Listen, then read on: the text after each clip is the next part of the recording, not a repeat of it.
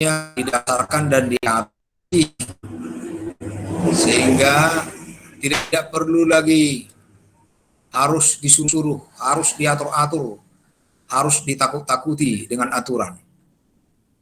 Atau perlukah gereja membutuhkan hukum? Sejauh mana hukum itu perlu bagi gereja untuk melayani dalam persekutuannya?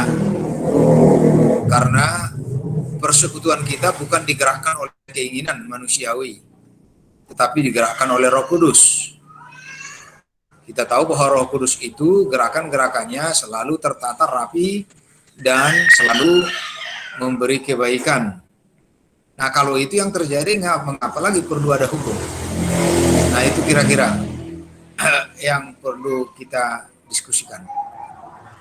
Kenapa kira-kira ini? Ada yang bisa kasih komen? Kenapa kita membutuhkan hukum? Kenapa gereja membutuhkan adanya pagar hukum?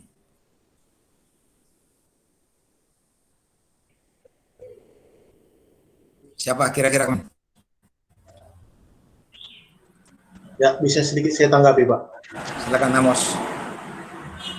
Menurut saya, mengapa gereja itu memerlukan hukum?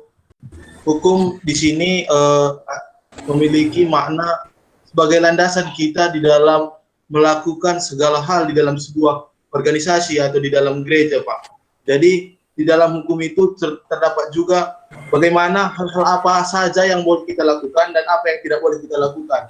Dan mengapa perlu hukum ini? Hukum ini perlu untuk membatasi kita agar tidak melenceng dari tujuan yang sebenarnya dari gereja itu, Pak. Mungkin sedikit dari saya, Pak. Terima kasih. Ya, baik. Yang lain? Saya, Pak. Lagi ya menambah. Ya, kalau Christine. Iya, Pak. Kenapa gereja membutuhkan hukum? Karena hukum adalah sebagai tata dasar ataupun tata aturan di mana gereja akan bergerak. Mungkin itu sedikit yang saya tambahi, Pak. Jadi untuk menata harmonikan gerakan-gerakan gereja sebagai arak-arakan pengikut Kristus. Begitu kira-kira ya? Oke, ada yang lain?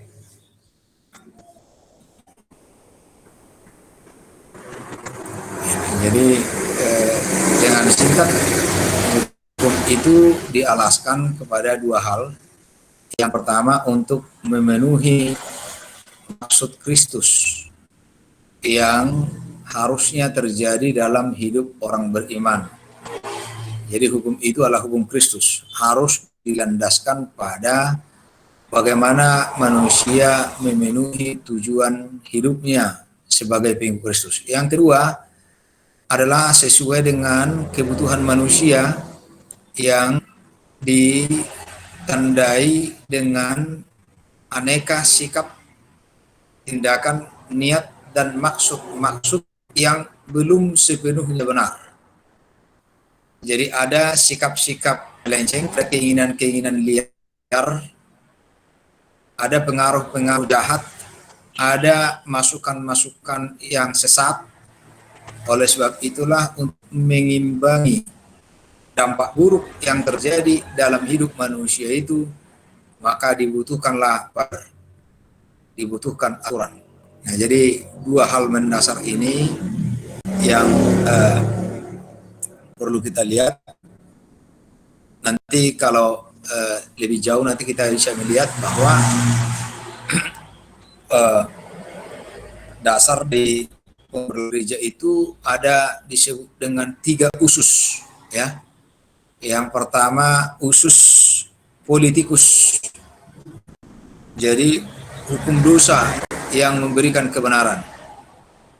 Yang kedua ada usus elentikus, jadi hukum pedagogis yang berusaha membawa kesadaran kepada manusia. Dan yang ketiga adalah hukum didaktikus, normatif. Jadi peraturan hidup bagi orang-orang percaya untuk menyadari tugas dan tanggung jawabnya menjalani jalan keselamatan. Nah, itu ya secara singkat. Sebagaimana kita tahu bahwa gereja adalah persekutuan yang membutuhkan tatanan. Dasarkan pada 1 Korintus 14 ayat 20, supaya segala sesuatu berlangsung dengan sopan dan teratur. Jadi ada rambu-rambu, ada pagar-pagar. Itu sebabnya lalu kita bicara tentang pentingnya organisasi.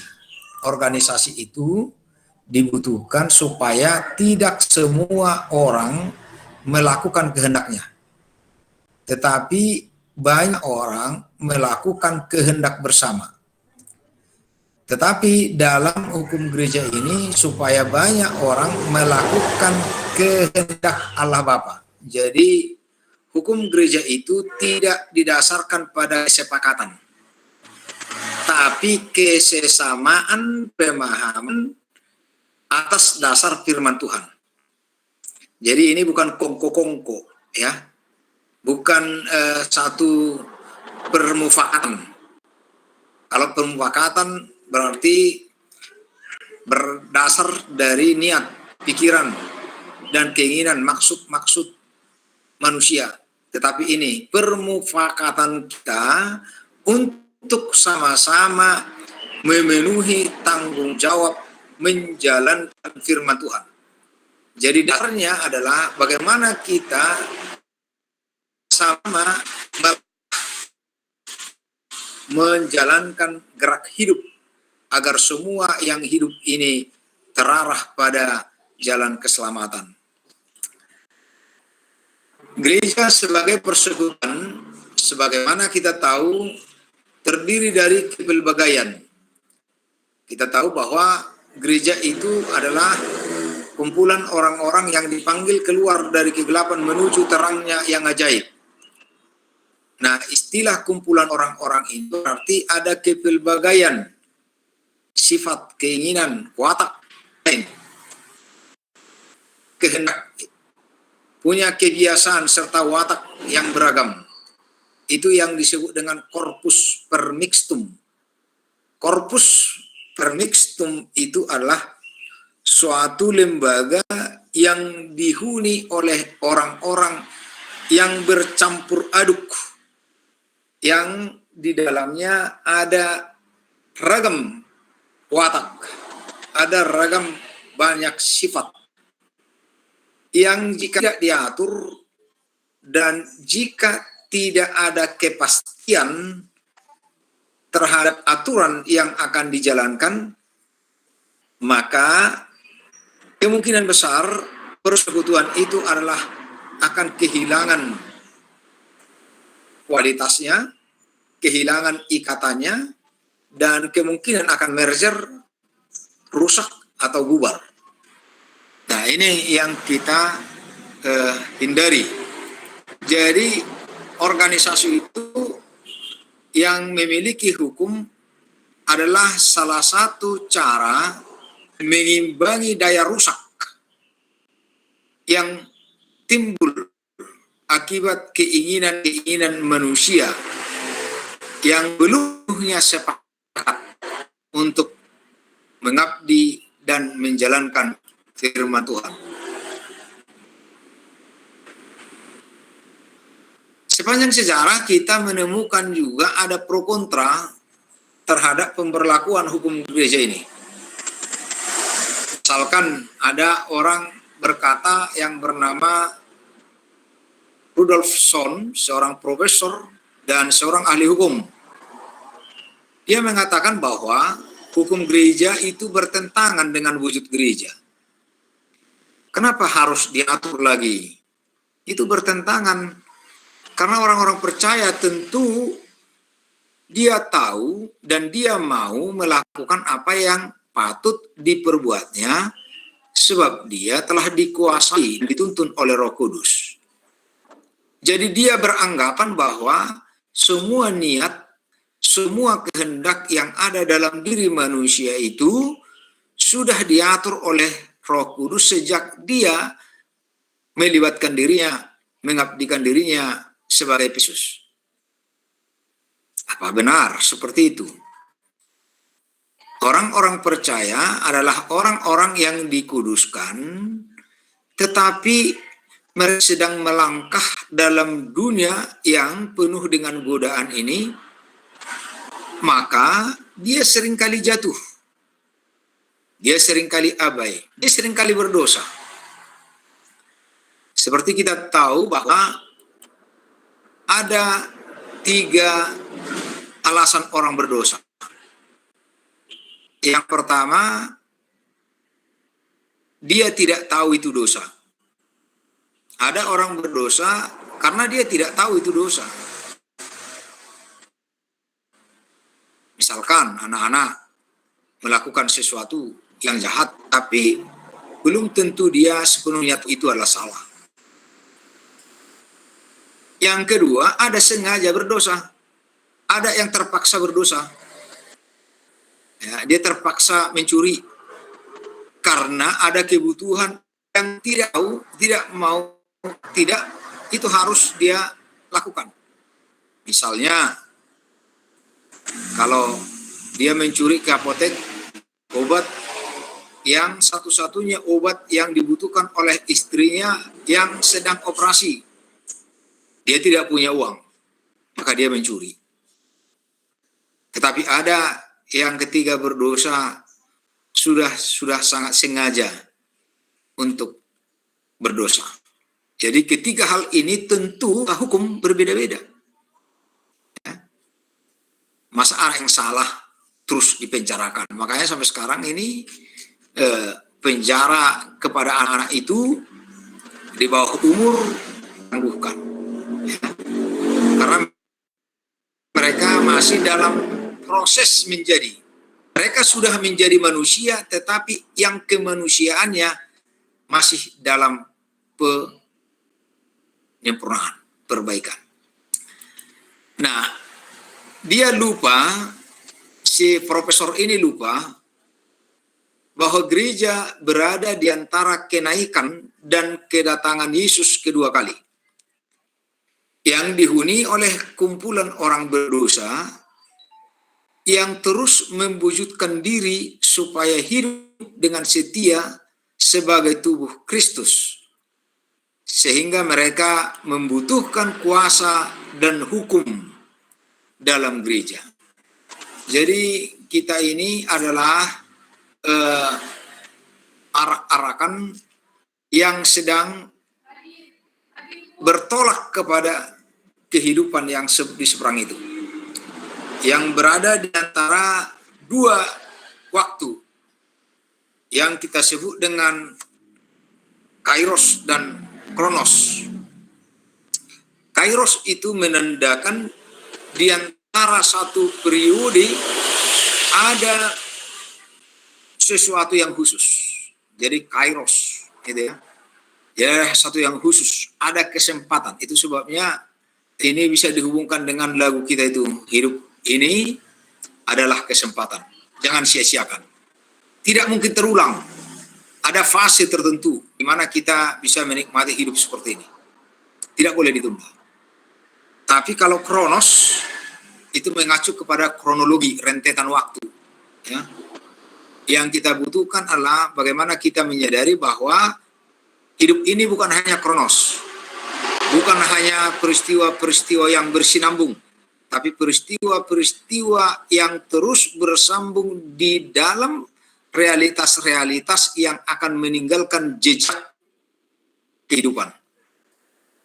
Untuk itulah kita tidak boleh hanya sembarangan melangkah, tetapi langkah-langkah lanjutan yang boleh diikuti oleh generasi yang akan datang dan langkah yang mudah tampak bagi orang-orang di sekitar kita.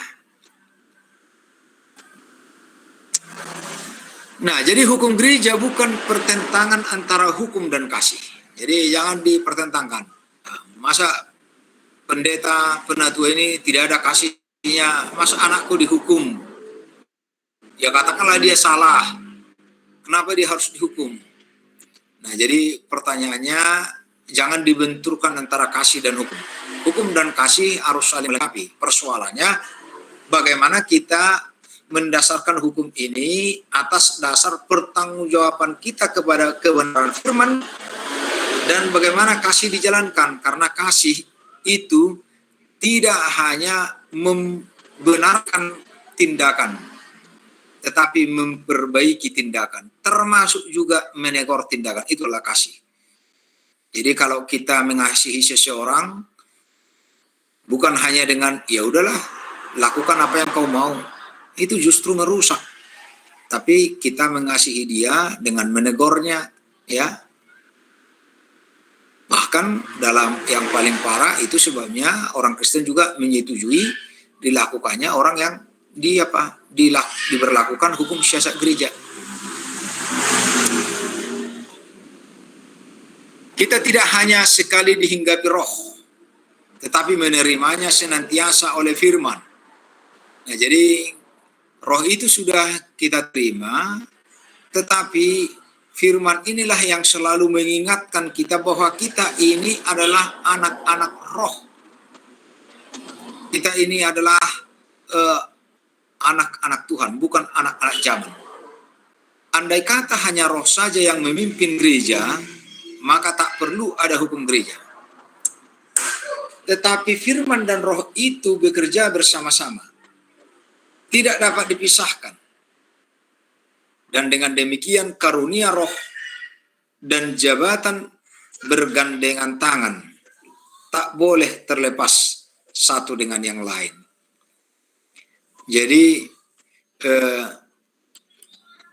orang-orang yang menerima jabatan itu, orang-orang yang sedang memimpin itu harus juga punya dinamika roh, punya pertanggungjawaban iman. Tidak hanya menjalankan roda organisasi sekehendak hatinya, tetapi dia juga harus bisa mempertanggungjawabkannya sesuai dengan landasan firman Tuhan. Nah, beberapa definisi hukum gereja, ada 4 orang ini umpamanya dari sekian. G. Foetius abad 17 dalam bukunya Politica Ecclesiastica mengatakan bahwa hukum gereja adalah ilmu yang suci tentang pemeliharaan gereja yang kelihatan. Jadi ini adalah sebuah ilmu yang didasarkan pada kesucian hati, tidak atas alibi kepentingan-kepentingan tertentu, tidak. Tetapi ilmu yang suci tentang pemerintahan gereja yang kelihatan. Karena bagi kita ada 2 gereja, gereja yang kelihatan yang ada di dunia ini, tapi juga ada gereja yang tidak kelihatan yang akan kita tuju nantinya. H. Bowman berkata, hukum yang berlaku dan yang harus berlaku dalam gereja sebagai lembaga. Jadi gereja sebagai lembaga harus diatur. Aturan-aturan itu berbentuk hukum. Oleh sebab itu, gereja yang teratur adalah gereja yang memiliki hukum. T.H. Jaicema berpendapat perlunya orde atau pengaturan dalam hidup dalam pelayanan gereja. Jadi kalau kita berbicara perkumpulan, maka kita bicara syarat dan ketentuan. Ada hak dan tanggung jawab, ada kewajiban, ada larangan. Haberkop, ahli gereja itu, mengatakan bahwa gereja membutuhkan peraturan atau tata gereja untuk ketertiban dan keteraturan. Jadi hukum tidak membawa orang selamat, tetapi tanda-tanda orang yang selamat hidupnya tertib dan teratur, yang terwujud dalam kepatuhannya untuk menjalankan, menghargai, dan menerapkan hukum.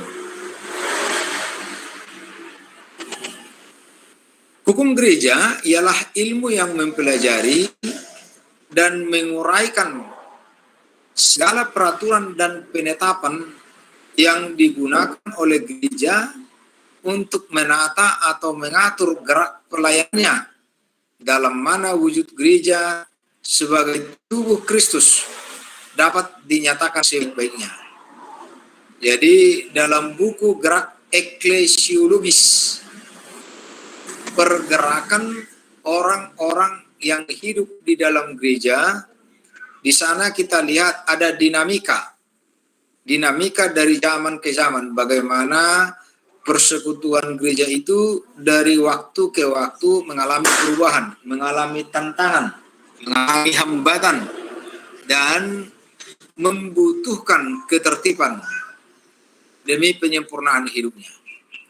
Sehingga kita bisa mengatakan apa yang dijalankan Tuhan, apa yang dikerjakan Tuhan akan dilanjutkan, apa yang dijanjikannya akan digenapinya, dan apa yang kita kerjakan buat Tuhan akan disempurnakan. Tanpa peraturan-peraturan yang baik, gereja bukan saja memberikan kesempatan untuk terjadinya salah paham dan kekacauan, tetapi ia juga sekaligus menceburkan diri ke dalam bahaya. Jadi hukum itu adalah kekuatan yang mengimbangi gerak negatif dari kebiasaan-kebiasaan manusia mengikuti keinginan dan kehendak hatinya. Calvin mengatakan bahwa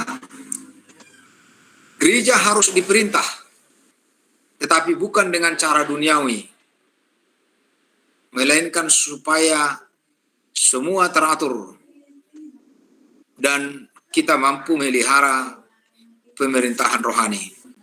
Oleh sebab itulah Calvin sangat menegaskan perlunya partisipasi manusia, bukan hanya mengharapkan bahwa Tuhan akan mengatur, tetapi sebagaimana teolog pernah berkata, Tuhan menolong orang yang menolong dirinya. Dengan kemampuan kita menolong diri kita, maka kita akan lebih mudah untuk menjangkau pertolongan Tuhan. Tetapi kalau kita juga belum menyadari apa yang seharusnya kita lakukan, maka kita semakin sulit untuk menerima pertolongan dari Tuhan. Hukum gereja merumuskan bagaimanakah gereja harus ditata atau diatur. Bagaimana kesaksian-kesaksian perjanjian baru tentang pengaturan atau penyusunan gereja. Bagaimanakah kesaksian-kesaksian itu harus kita gunakan dalam pelayanan, dan apakah yang dikatakan oleh eklesiologi perjanjian baru dalam pelayanan itu. Jadi kita menekankan terutama kita belajar dari perjanjian lama yang terus disempurnakan dalam perjanjian baru, maka rujukan kita untuk menata harmonikan persekutuan-persekutuan dalam gereja itu merujuk kepada eklesiologi perjanjian baru. Tata gerak pelayanan gereja sebagaimana terungkap atau didasarkan pada makna-makna teologis dalam perjanjian baru. Hukum gereja meliputi studi tentang hukum yang berlaku bagi berbagai macam gereja, orde-orde atau peraturan-peraturan pada gereja reformatoris, umpamanya Lutheran, Calvinis, Baptis, Metodis, Anglikan, dan yang lain itu bisa berbeda. Tetapi tujuannya adalah satu, bagaimana gereja menata hubungan relasional dengan sesama dan hubungan vertikal dengan Tuhan. Itu juga sebabnya ada beberapa gereja yang menggunakan istilah-istilah yang berbeda. Umpamanya kalau HKI menggunakan istilah HSG, Hukum Siasat Gereja.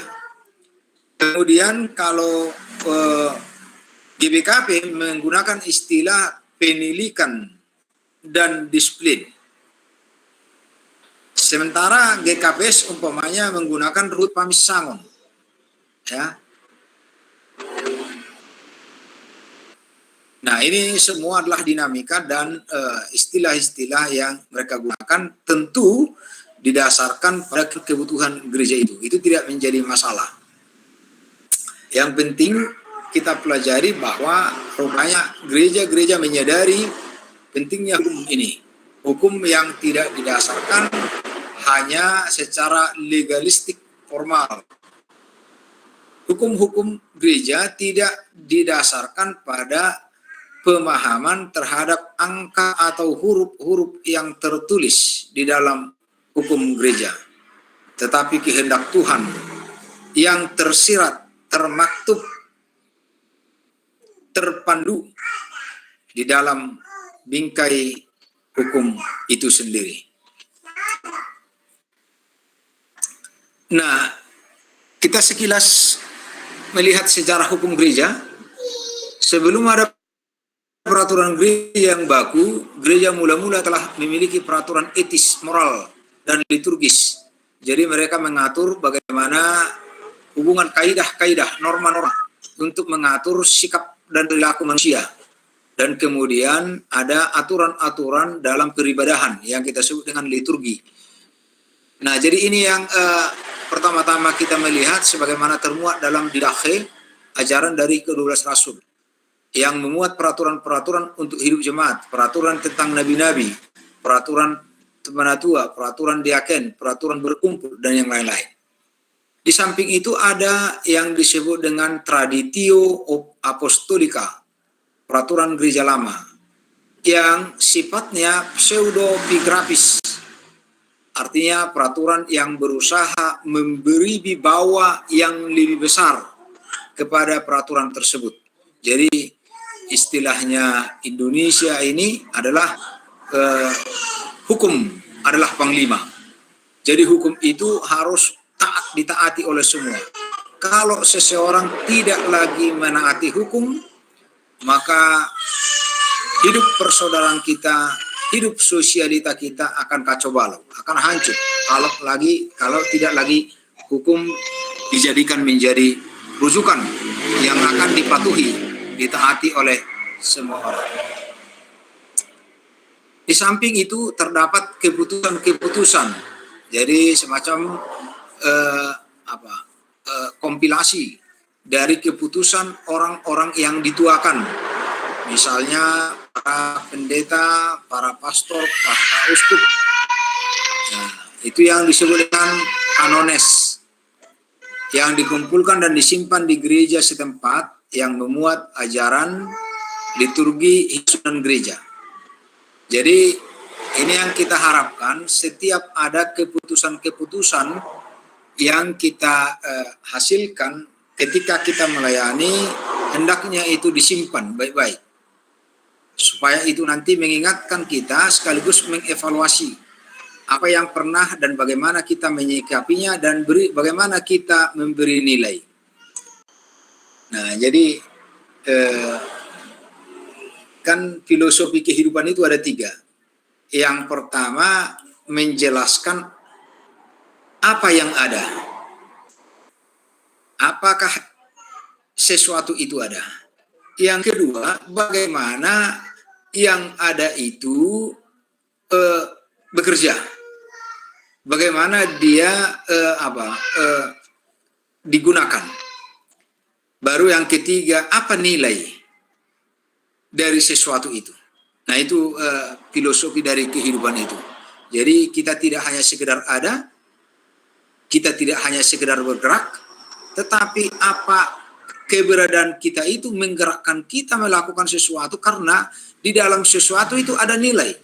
Nilai yang tidak berdasarkan hanya untuk kepentingan kita, tetapi untuk kepentingan Tuhan. Nah, kemudian ada keputusan-keputusan para paus yang menciptakan dekret-dekret di bidang hukum, literae decretales untuk gereja. Jadi ini keputusan, kalau kita ini kompen-kompen lah ini. Jadi saya 5 tahun ketua kompen, semua keputusan-keputusan yang diambil semasa saya ketua kompen, saya kompilasi, dan pada akhir pertanggungjawaban jabatan saya itu kembali saya bagikan kepada semua pendeta supaya mereka mengingat apa yang pernah diputuskan, supaya jangan lupa. Tidak berarti semua itu harus dipertahankan, tetapi itu harus menjadi rujukan. Kalau mau diperbaiki, maka perbaikan itu harus juga diputuskan sebagai sesuatu yang mengikat kita untuk kelanjutan hidup itu sendiri. Nah, hingga abad ketiga, gereja sebagai persekutuan belum terorganisir dengan baik, sehubungan dengan sikap memusuhi dari dunia dan penguasa. Ya, jadi belum terorganisir dengan baik karena bersifat nomaden. Mereka seringkali melakukan ibadah di liang-liang tertentu karena mereka dikejar-kejar. Jadi sampai disitulah kita bertemu dengan istilah katakombe. Katakombe adalah tempat sementara untuk memuji Tuhan karena tempat yang mapan belum ada. Jadi biasanya di liang-liang itu, liang-liang batu. Di situ mereka melakukan ibadah, pemujaan kepada Tuhan, katakombe. Nah, itu kalau kita lihat nanti dari sejarah begitu apa. Tetapi setelah Kaisar Konstantinus berkuasa dan mengeluarkan keputusan Milan tahun 313. Jadi hampir kalau kita katakan hampir 270 tahun gereja belum terorganisir, belum menemukan format yang baku sebagai lembaga dan belum memiliki hukum yang mengikat. Nah, tetapi setelah Konstantinus ini dengan keputusan Milannya, dekret Milan ini, maka gereja diberi kebebasan mengatur dan mendirikan gedung-gedung ibadah. Nah, tentu dengan mendirikan gedung ibadah itu sudah mengisyaratkan ada tata organisasi. Pokoknya ada panitianya, ada yang ambil ini, ada yang tukang ini, ada yang apa. Pokoknya di situ sudah terlihat cikal bakal dari organisasi yang akan dimatangkan. Perkembangan itu lebih nyata lagi tahun 380 ketika Kaisar Theodosius memproklamirkan adanya gereja negara, di mana gereja menyusun hukum kanonik yang bukan saja mencakup peraturan hidup kegerejaan, tetapi juga peraturan untuk perkawinan, warisan milik gereja, untuk pelanggaran-pelanggaran dan yang lain-lain. Jadi sini sudah semakin nyata diurai jabarkan kebutuhan tentang hukum-hukum itu.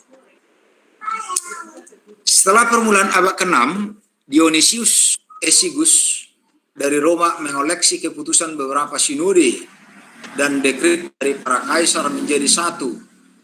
Jadi dia kompilasi semua itu yang disebut dengan Corpus Canonum atau Collectio Dionysiana. Dalam gereja di Spanyol telah juga dikenal kitab hukum yang disebut Hispana pada abad ke-7.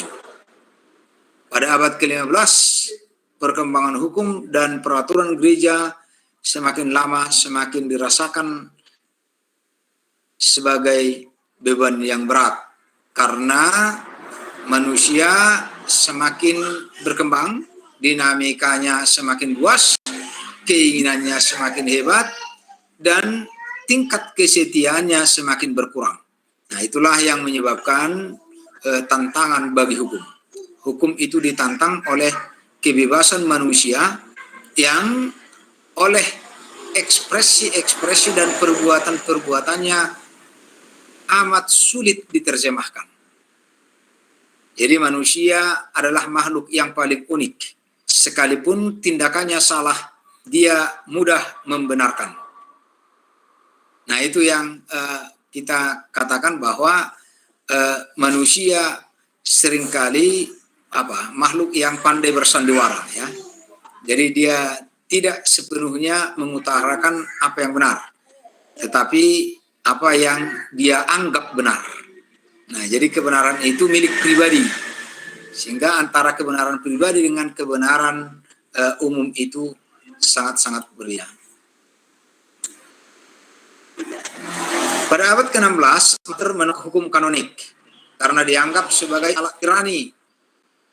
Jadi dia menolak hukum kanonik ini karena oleh para petinggi-petinggi gereja hari itu ini dibuatnya menjadi alat menindas, ya, aturan-aturan di dalam agama. Juga mengingat bahwa ada juga agama-agama lain yang menjadikan aturan-aturan yang bersifat tirani, umpamanya kasta-kasta dan yang lain. Rupanya di gereja juga kita menghadapi seperti itu. Menurutnya, hanya oleh pemberitaan murni dari firman Tuhan, hidup gereja dapat ditata dan diatur. Jadi dia bermaksud bahwa janganlah didasarkan hanya atas kepentingan kelompok-kelompok tertentu atau karena sejarah-sejarah, beban-beban sejarah masa lalu, tapi harus selalu direvitalisasi, diaktualisasikan ulang. Apa maksud dari hukum itu kepada generasi pada zamannya. Namun seiring dengan hubungan dengan negara, maka tak terhindarkan di kemudian hari pengaruh hukum negara amat mempengaruhi hukum gereja. Untuk mengatur gereja kerap kali diserahkan kepada pemerintah yang berkuasa di daerah itu. Jadi ada suatu waktu gereja meminta bantuan kepada pemerintah untuk menegakkan aturan.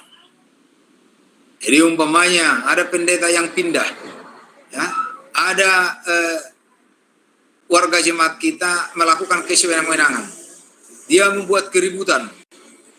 Kita tidak bisa, sudah semua kasih nasihat, tidak bisa. Dia tidak pergi juga dari gereja itu. Dia terus itu berteriak-teriak, bahkan buat keonaran. Terpaksalah kita ambil apa? Kita minta pihak keamanan negara untuk mengamankannya. Meskipun hal ini pernah ditegur oleh Paulus, tidak ada lagi kah yang orang bijak di antara kamu sehingga persoalanmu harus disampaikan kepada penguasa-penguasa duniawi ini? Nah, ini kadangkala dilematis bagi kita.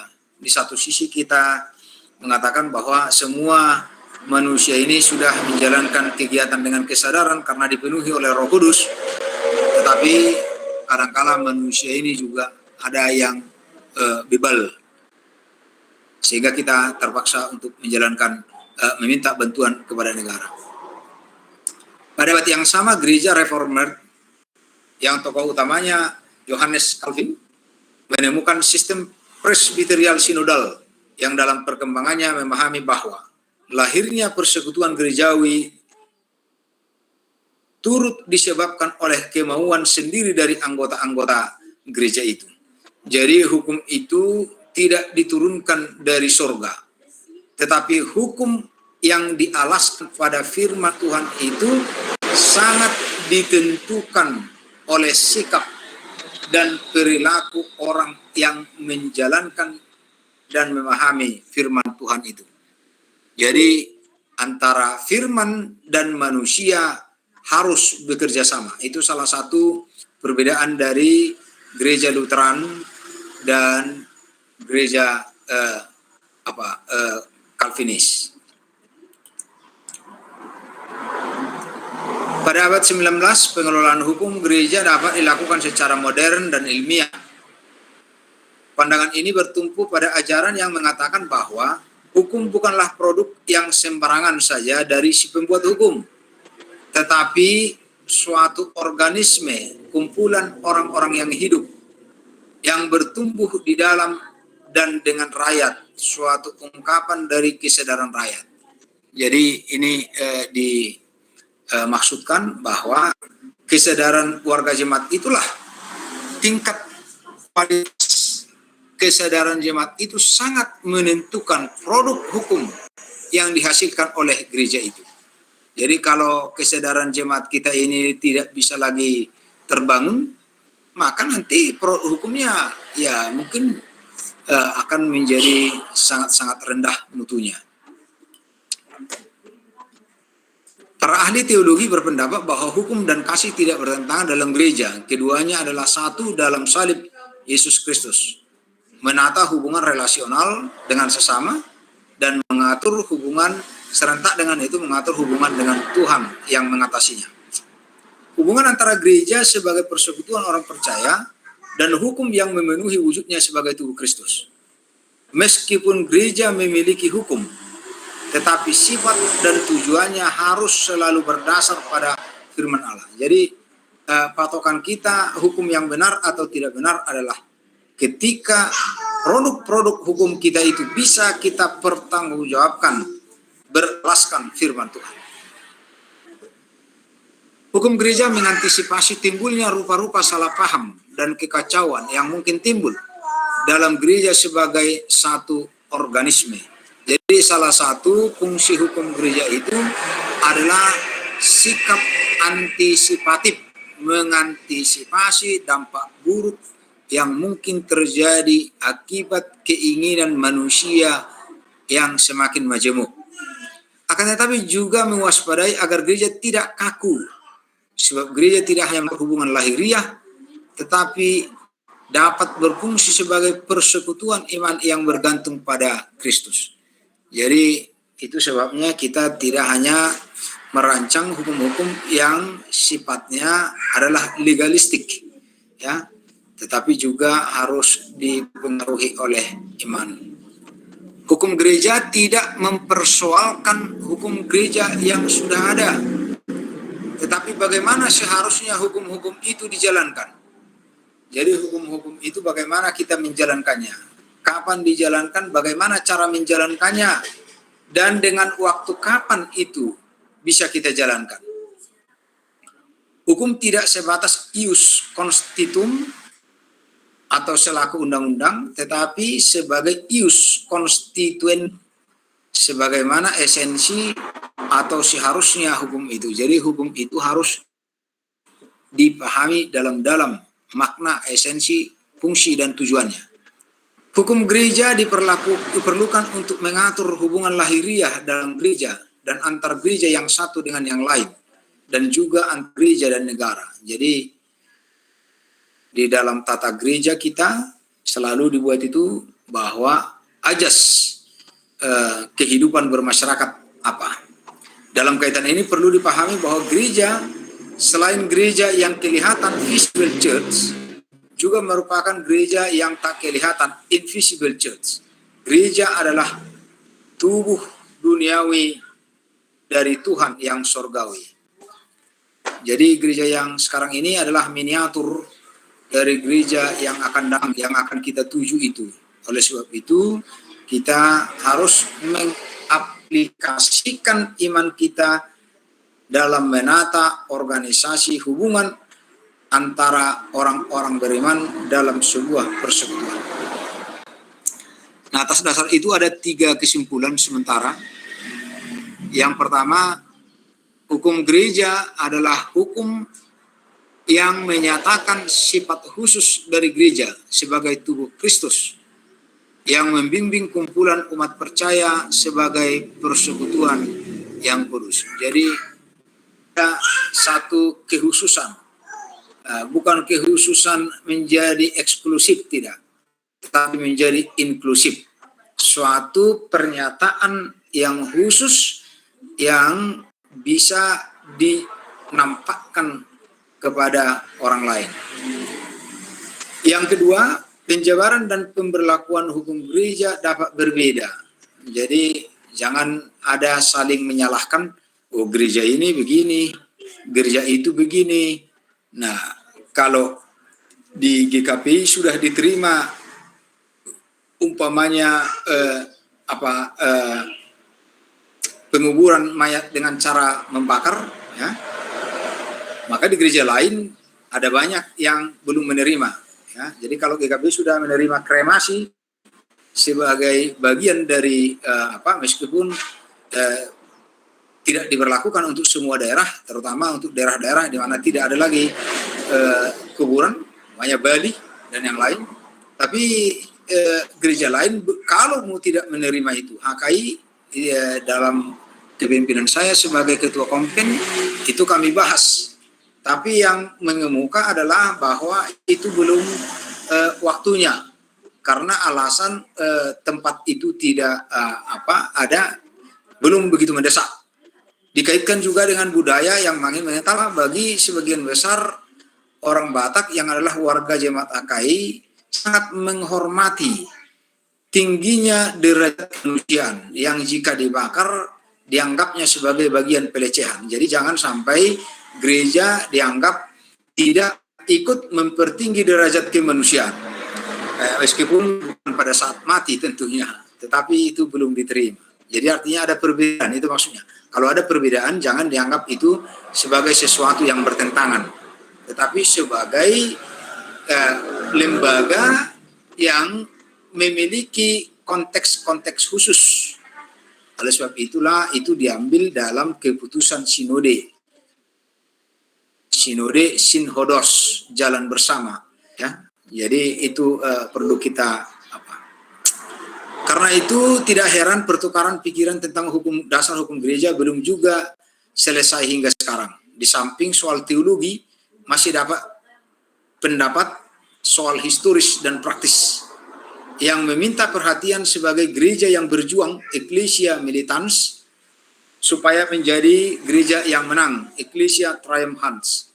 Jadi kita ini masih gereja yang berjuang, belum gereja yang menang. Oleh sebab itu, gereja dengan segala penampakannya, dengan segala pelayanannya, dengan segala dinamikanya sangat terikat dengan konteks di mana masyarakatnya hidup, di mana zaman itu sedang menghadapi masalah-masalah yang khusus. Ketiga, dalam dunia yang penuh dosa ini, hukum dan kasih tidak bertentangan. Bahkan oleh karena gereja adalah tempat Yesus tinggal bersama-sama dengan orang-orang berdosa, dan oleh karena Kristus mengumpulkan umatnya dengan roh dan firman-Nya, maka hukum itu perlu dan wajib ada untuk kehidupan dan masa depan gereja.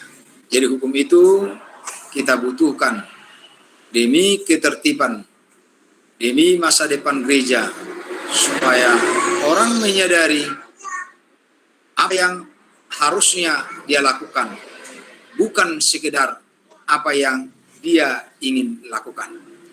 Saya kira itu penjelasan dari materi ini. Silakan kalau ada yang ingin bertanya, masih ada waktu. Saya, Pak. Siapa? Coba. Melda, Pak. Melda. Melda. Silakan Melda. Kan hari ini kita membahas gereja dan hukum siasat gereja gitu kan Pak. Ya. Lalu tadi Bapak mengatakan bahwa hukum gereja bukan pertentangan antara hukum dan kasih. Keduanya adalah satu dalam salib Yesus Kristus. Jadi kalau misalnya saya lihat atau dari pengalaman saya di gereja saya Pak di HKI Aceh Singkil, adanya ketumpulan ketika hukum siasat itu jatuh kepada seseorang, Pak. Adanya tumpul begitu, Pak, untuk beberapa orang. Namun, untuk yang lain, bagaimana cara kita agar hal ini tidak terjadi lagi gitu, Pak? Melda, kau rumahnya di orang tuamu di Aceh Singkil? Iya, Pak. Mananya? Gereja yang kebakar itu? Iya, Pak. Oh, saya dulu tahun 90 ke 96 ke sana. Di situ pada waktu itu Pak Tumangger yang menjadi peranger. Ya. Tapi udah lama ya, udah nggak kenal kau lagi gitu ya. Iya. Kami dulu masih dari Sidikalang berangkat jam 12 malam. Sampai di sana jam 6 pagi. Waktu masih ada pekan hari Minggu di situ. Masih, Pak. Jadi dua sungai yang besar itu kalau kita dari Sumbul Salam, ya, dua sungai itu dulu kami menjalaninya dengan rakit. Masih rakit dulu itu, belum jembatan seperti itu. Baru tahun 95 itu dibangun. Itu sudah bisa kami lintasi dengan mobil. Kalau dulu naik kereta, jadi dua kereta di sana sudah berlumpur-lumpur. Bayangkanlah 6 jam naik kereta dari Sikalang ke sana. Oke, ya memang itu realitas. Itu sebabnya kita katakan tadi, gereja kita belum gereja yang triumphant, belum menang, tapi gereja yang sudah berjuang. Karena itu sebabnya kita ini masih gereja, belum sepenuhnya orang menyadari bahwa dirinya adalah gereja. Ketika siasat itu akan dijalankan kepada marganya, dia banyak dalih, banyak alasan-alasan, ya, banyak cara melindungi dengan alasan mengasihi. Tetapi ketika orang lain yang dibencinya, dia memperparah hukuman itu. Memang benar dia harus dihukum, tetapi hukum ini pun kan berjenis-jenis. Ada yang sifatnya ditegur, sampai nanti yang paling parah dipecat. Tapi ada yang kemudian dinonaktifkan dulu, ya kan? Itu sebabnya dalam bagian tata gereja kita disebutkan bahwa tujuan dari hukum siasat gereja bukan untuk mengucilkan orang, tetapi untuk menyadarkan, ya kan? Kan ada 4 tujuan hukum gereja. Pertama, menginsyafkan orang akan kesalahannya. Yang kedua, membimbing dan mendidik orang. Yang ketiga, memelihara kesucian gereja. Dan yang keempat adalah menegakkan kemuliaan Tuhan. Jangan menegakkan arogansi manusia. Jangan sampai seperti sekarang ini di hukum negara kita ini, maju tak gentar, harusnya membela yang benar. Kalau di negara kita, maju tak gentar, membela yang bayar. Kan begitu ya. Kalau dia mampu bayar, dia bisa bebas. Nah, itulah sebabnya pengacara, pengangguran banyak acara jadinya, kan begitu ya. Pengacara ini kaya raya, kok mamparis dan apa segala macam itu. Nah, bisa yang benar bisa disalahkan, yang salah bisa dibenarkan. Rupanya dalam hukum itu tidak berlaku yang menang adalah yang benar. Tetapi yang menang itu adalah orang yang mampu membuktikan dianya benar. Nah, itu dia. Jadi bukan kebenaran supremasi yang tertinggi. Jadi hukum belum panglima yang tertinggi. Jadi itu sebabnya orang yang mampu membuktikan dirinya benar, maka diajaklah para pengacara. Diambillah dalil-dalil yang lain. Sehingga dia dianggap bisa memenangkan perkara itu. Aturan dia salah, dia menjadi bahkan bebas, atau setidaknya dia tidak lagi dihukum. Itu kan polemik juga. Ada pertanyaan dulu, kenapa orang yang sudah mengaku dia membunuh tetap harus dibela, kan begitu kira-kira. Nah, memang itu dari segi hak asasi manusia. Jadi kalau masih ada seperti ini, tumpul ke atas, tajam ke bawah. Inilah fenomena yang terjadi di negara ini, kan. Nah, oleh sebab itulah, kalau ada pelanggaran, maka yang memimpin penyelenggaraan pemberlakuan hukum itu adalah orang yang menguasai kehidupan rohani dan organisasi. Siapa itu? Pendeta. Jadi tidak ada hukum siasat gereja yang diputuskan tanpa keterlibatan pendeta. Tapi memang karena kita jauh-jauh kadangkala ada pagaran sampai 7, 8, 10, ya kadangkala didelegasikan lah. Tapi harusnya itu sepengetahuan pendeta. Artinya apa? Supaya ada pertimbangan mendalam. Karena ada orang yang dihukum, dia makin jahat. Karena caranya yang tidak tepat. Oleh sebab itu juga hukum gereja selalu dikaitkan, tidak boleh dipisahkan dari tata cara pemberlakuan hukum siasat gereja itu. Nah, nggak boleh umpamanya diumumkan di koran, gitu dia. Ya, bagaimana caranya? Apa kata Paulus? Tegurlah dulu dia 4 mata, katanya kan? Nah, kalau tidak mau, bawalah penatua. Nah, kalau dia apa katanya? Dalam Hesekiel itu dikatakan, ingatkan dia. Kalau kau tidak ingatkan, maka dia berdosa, tetapi dari kau kutagih darahnya. Tapi kalau kau ingatkan, dia juga tidak mau menyesali dosanya, maka dia akan mati dalam dosanya dan nyawamu telah terselamatkan. Jadi tujuan kita begitu. Jadi jangan sampai kau diamkan ketidakbenaran. Hanya saja dari produk hukum, kita harus, karena kita menguasai hukum, maka kita harus lebih menguasai lagi bagaimana caranya menjalankannya. Ya.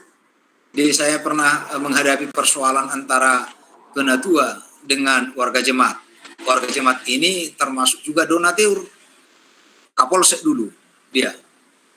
Jadi udah makin meruncing, bahkan sampai ketika ada tugas dari penatua itu sudah disorakinya.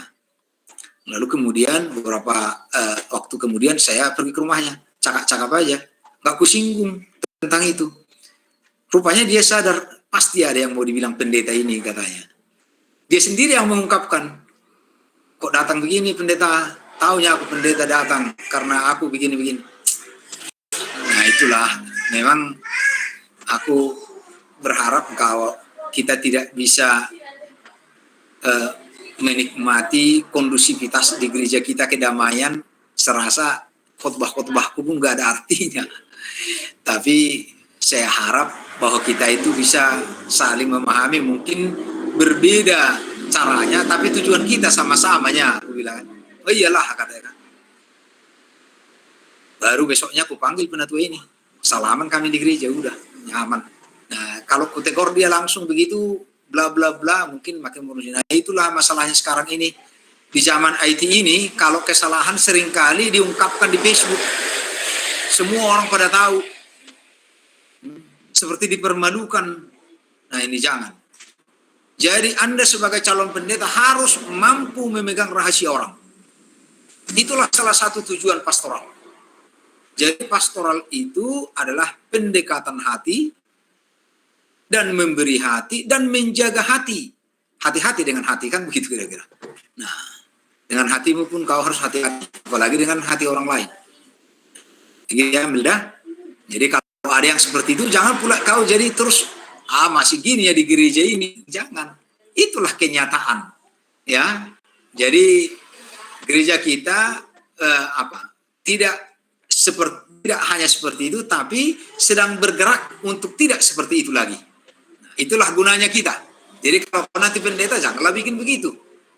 Kalau kita pendeta, supaya tahu dia umpamanya apa kesalahannya, bahkan penatua kita juga belum ada yang memegang belum semua memegang hukum syariat gereja kan.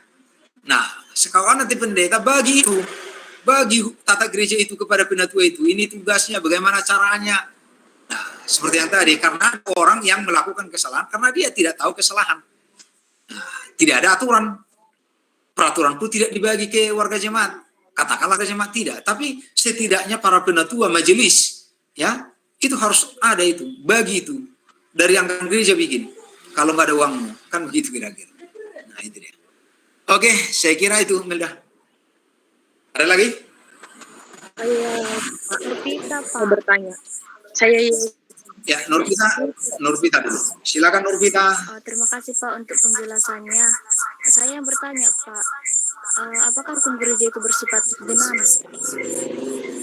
Bersifat? Dinamis Pak. Seperti yang kita katakan tadi, Ecclesia Reformata Semper Reformanda, gereja yang diperbaharui akan terus-menerus memperbaharui diri. Artinya bahwa masa keadaan sekarang ini akan sedang dan terus kita perbaiki sehingga kita bisa memenuhi kepenuhan Kristus. Kan seperti itu. Jadi artinya begini, kalau peraturan kita buat kepada anak SD, masa sama dengan peraturan kepada orang yang sudah dewasa? Kan tidak. Nah, ketika dulu kita bangun gereja ini bermula, beginilah peraturannya. Ya, bebas semua. Tapi kalau sudah makin mantap, lebih mantap lah peraturannya pula, kan begitu kira-kira.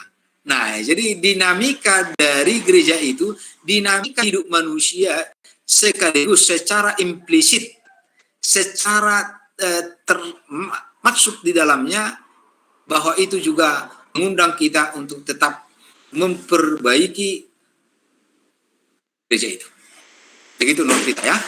Jadi sifatnya dinamis, tidak ada yang statis. Itu sebabnya tadi dikatakan gereja, beda gereja dan organisasi yang lain, bahwa gereja punya lembaga organik, kumpulan orang-orang yang hidup. Yang kita hadapi adalah orang-orang yang jiwa-jiwa. Ini adalah arsitek. Oleh sebab itu, kita berpikir bagaimana kita membuat kesan yang mendalam kepada ini supaya dia bisa berubah. Ya, tidak semua. Hanya saja, ya itulah kelemahan kita sebagai lembaga juga kan. Satu peraturan yang berlaku untuk semua orang. Bahkan gereja kan. Jadi gereja HKI umpamanya, satu peraturannya ke Cililitan, Jakarta, berlaku sama dengan gereja di Perlilitan. Kan itu kan jauh sekali bedanya. Di sana umpamanya penatuannya yang dielek-eleknya, yang di sini berlomba-lomba. Mana mungkin sama peraturannya. Nah inilah dinamikanya. Oleh sebab itu kita harus tetap memperbaharui peraturan itu sesuai dengan konteks kita masing-masing, yang meskipun dalam batang tubuhnya peraturan tata gereja yang sama, bisa turunannya berbeda di tingkat jemaat sesuai dengan kebutuhan itu. Ya, ada tadi Yesi lagi? Ada, Pak. Ya, silakan Yesi. Kan gini, Pak, kami mau bertanya mengenai hukum siasat gereja, yang dimana Bapak tadi mengatakan bahwa hukum siasat gereja itu tidak mengucilkan orang yang berbuat salah, kan Pak? Ya. Nah, tapi gereja yang saya tempati, kenapa itu dikucilkan? Memang gerejanya nggak salah, tapi mungkin para penggembalanya yang salah. Jadi sedikit saya koreksi ya, tujuan utamanya bukan mengucilkan, tetapi kalau ada kesalahan yang sudah menjadi-jadi, bisa kan saya buat tadi ada 3 bentuknya tahapannya. Ada yang hanya ditegur, ada yang dikucilkan, ada yang dipakumkan, ada yang sampai dipecatkan, begitu kira-kira. Nah, Ya, tapi Pak. tujuan utamanya bukan itu. Ya. Jadi kalau kita bisa melihat bahwa ada banyak lagi seperti yang kau bilang tadi, banyak lagi ternyata pimpinan-pimpinan gereja ini di tingkat resort dan jemaat tidak menerapkan hukum-hukum itu sesuai dengan kaidah-kaidah yang disebut dalam firman Tuhan. Masih banyak juga dari like is like, kesukaan hatinya, dia tidak taat kepada firman Tuhan, juga tidak taat kepada aturan gerejanya. Nah, aturan gerejanya itu pun jelas-jelas disebut di situ bahwa untuk menjalankan hukum siasat gereja itu nggak boleh hantar romo, karena kesalahan tidak kita bisa lihat bahwa kesalahan itu adalah kesengajaan. Seperti yang saya katakan tadi, ada 3 kategori orang berdosa. Ada berdosa karena dia tidak tahu, ada orang berdosa karena terpaksa, ada orang berdosa karena sengaja. Kan begitu kira-kira. Jadi kalau kita samakan ini semua, nah ini menjadi berabe. Jadi kalau orang berbohong ke kita, ya mungkin dia nggak tahu bahwa dia berbohong itu. Ya, misalnya anak-anak lah itu kan, gitu ya. Kan belum sepenuhnya dia tahu itu. Tapi ada yang sengaja berbohong karena dia takut kepada orang tuanya, ya. Tapi ada memang yang memang sudah hari-harinya berbohong. Tiada hari tanpa bohong, sudah ada yang seperti itu. Nah, orang-orang seperti ini yang perlu harus ditegur. Di gereja juga harus seperti itu. Masa umpamanya masa sekali 2 kali dia tidak membayar perpuluhannya atau tahun ini karena krisis, lalu kemudian terus didatangi, bahkan terus ada di Facebook, ya. Apa gunanya bergereja tetapi tidak membayar perpuluhan, katanya kan, menyinggung orang. Nah, tujuan kita bukan buat orang patah hati, ya, tetapi membuat orang menjadi berkembang hatinya. Nah, itulah yang perlu kita apakan, ya, isi. Oke, ya. Masih ada lagi, Pak. Apa lagi? Kan gini, Pak. Masa seorang pendeta seperti dia, ini bukannya kayak mana lah gitu kan, Pak. Masa seorang seperti dia tidak memang diberinya, Pak, tapi bukan waktu panjang, karena kan ini berkaitan dengan pelanggaran seseorang itu, karena kan kemarin mereka melakukan dosa gitu Pak, jadi hamil di luar nikah, terus setidaknya MBA. dikasih bimbingan gini, ini nggak dikasih, memang dikasih Pak tadi, tapi yang pihak laki-laki ini dia kerja gitu, jadi setidaknya kan mengerti gitu. Udah mulai masuk ke tahun berikutnya mereka itu nggak datang karena kan satu sama lain itu sibuk. Jadi kan gereja memutuskan untuk keluarkan mereka gitu Pak. Apakah betul gitu cara gereja untuk menyikapi dalam hal tersebut? Bagaimana tanggapan Bapak? Jadi ada orang yang MBA, married by accident, ya kan? Lahirlah anaknya tanpa jawaban atau tanpa diberkati. Kemudian oleh gereja menyarankan ada prosedur untuk kembali supaya keanggotaannya dipulihkan, kan begitu kira-kira. Rupanya si suami bekerja di luar kota kah sehingga dia tidak sempat berminggu? Enggaknya Pak, dekat kampungnya, tapi beda desa lagi gitu Pak. Nah, jadi kenapa dia tidak sampai bisa datang ke gereja? Mungkin karena mereka pun berbentrokan sama shiftnya gitu, karena kan yang satu masuk pagi, yang satu masuk malam gitu. Ya, jadi apakah memang beberapa bulan bahkan 1 tahun tetap nggak bisa waktunya untuk ke gereja? Kemarin itu ceritanya karena 1 bulan sekali lah mereka bisa gereja gitu. Nah, bisa dia lakukan itu sekali sebulan? Bisa, setidaknya kan pendeta itu harus mengerti kayaknya buat hari Minggu entah sebulan sekali kayak gitu kan biasanya pembimbingan gitu Pak. Ini enggak, malah mereka tunggu dikeluarkan pula gitu, gereja yang mengeluarkan kayak gitu. Oh, jadi Yesi, saya nggak menguasai masalahnya karena kalau dari studi metode kasus itu harus kita jangan terburu-buru kita membuat keputusan. Karena saya nggak tahu prosedur yang terjadi di situ, tapi saya sadar bahwa sebagai pelaksana penyelenggara kepemimpinan yang salah satu media yang dia gunakan adalah hukum gereja, tentu itu harus dijalankan. Fungsi-fungsi pastoral, fungsi-fungsi didaktik, edukasi itu harus dijalankan. Manakala itu tidak dijalankan, mana sebenarnya kepemimpinan di situ sudah tidak menjalankan fungsi memfungsikan, menegakkan badan surgawi di tengah-tengah kehidupan duniawi. Nah, salah satu yang perlu kita ingat bahwa inilah nanti yang perlu kita perbaiki. Kalau kamu nanti jadi pendeta, janganlah lakukan itu. Kalau kami umpamanya di peraturan di gereja kami jelas dikatakan bila mana yang bersalah itu adalah anggota jemaat, maka untuk mengambil keputusan di situ adalah majelis pertua yang dipimpin oleh pendeta.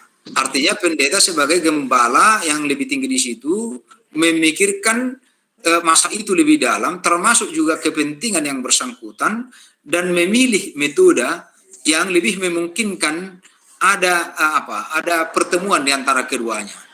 Tetapi bila mana memang yang bersangkutan ini hanya dengan alasan-alasan kerja sehingga dia tidak menjalankan tugasnya, fungsi-fungsi pengembalian itu tadi, itu juga perlu disiasati. Nah, bila mana memang karena pertanyaan dulu adalah bahwa married by accident itu ternyata suaminya ini harus segera mengikuti tugas di luar daerah yang sangat jauh. Bagaimana? Nah, sebenarnya ini bisa kita jembatani bagaimana pendeta melakukan pendekatan pastoral. Kan sekarang ini sudah bisa melalui surat, yang penting ada pengakuan, kemudian ini dibawa ke rapat. Kapan nanti dia bisa datang? Pas sekali itu datang. Ada 2 metode, ada yang langsung bisa pada prinsipnya seseorang dikembalikan ke warga jemaatnya atas pelanggaran yang besar itu harus di depan jemaat. Itu artinya harus di kebaktian. Tetapi manakala ini hanya dalam tindakan darurat, istilah pintu darurat pesawat lah ini.